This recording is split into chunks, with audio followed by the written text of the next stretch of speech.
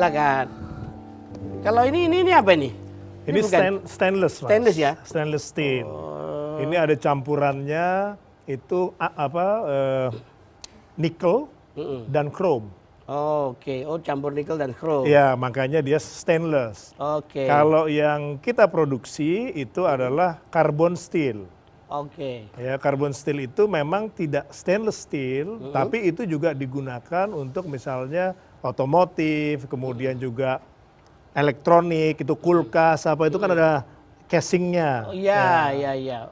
Om Silmi ini mau terus terang bahwa KS belum untung. Belum ya, untung. bukan tidak untung. Kalau dibilang sekarat tuh keterlaluan lah, nggak terlalu sekarat ya. Artinya lagi susah ya. Lagi susah banget. Susah banget, banget lagi susahnya. Ini apa sih susahnya Krakatau Steel? Apa yang paling penting? Sebutkan 3 hal aja, Mas. 3 hal. Yang pertama hutangnya besar sekali, 40 triliun. Nah kemudian yang kedua adalah kaitan juga efisiensi, ya, daya saing. Karena biar gimana pun juga persaingan internasional itu kan kita tidak bisa hindari 100%. Yeah. Bahwa dibutuhkan pertolongan dalam hal proteksi kepentingan nasional, iya. Ya. Tapi kan nggak mungkin terus kemudian kita menyusu terus. Iya betul. Ya, dari sisi kitanya sendiri juga memang harus efisien dan berdaya saing.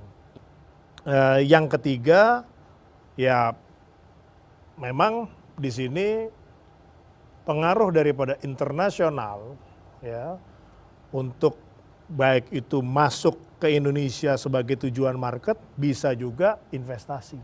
Nah, ini juga membuat kita semakin sulit menghadapi impor ya dan juga sulit menghadapi calon lawan-lawan kita nanti di pasar Indonesia. Tapi memang menurut Anda proteksi untuk industri dasar seperti steel atau baja di Indonesia ini masih diperlukan ya? Sangat, Mas. Sangat diperlukan ya? Amerika pun melakukan itu. Oke. Karena memang di banyak negara itu, khususnya negara maju, kita perhatikan dulu bahwa tidak ada negara yang ekonominya maju tanpa industri baja yang bagus. Ya, Jerman, Amerika, yang sekarang China. China itu luar biasa pembangunannya. Iya. Didukung oleh industri baja yang kuat.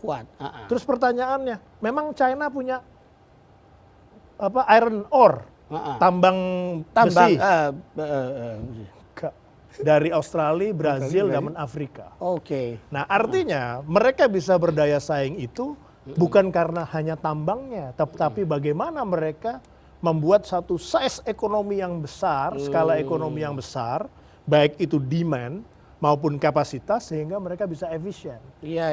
Dan tentunya ya proteksinya. Iya, jadi kuncinya di efisiensi dan selain proteksi itu ya.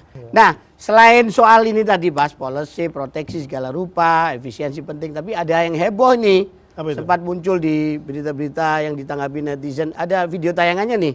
Coba diputar. 20 bulan sampai sekarang.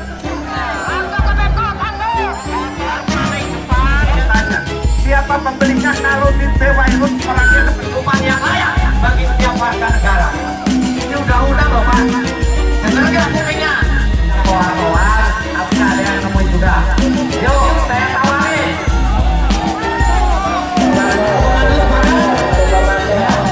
Bahan-bahan udah biasa.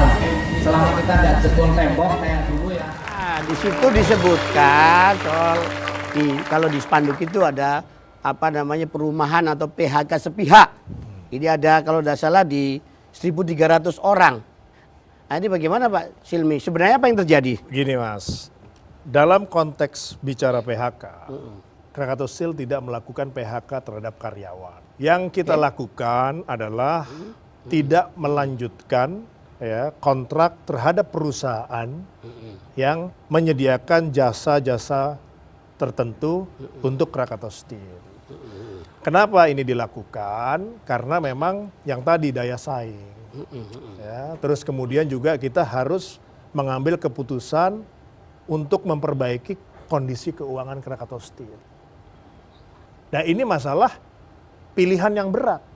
Tidak ada seorang pimpinan dimanapun yang ingin mencelakakan warganya. Nggak ada.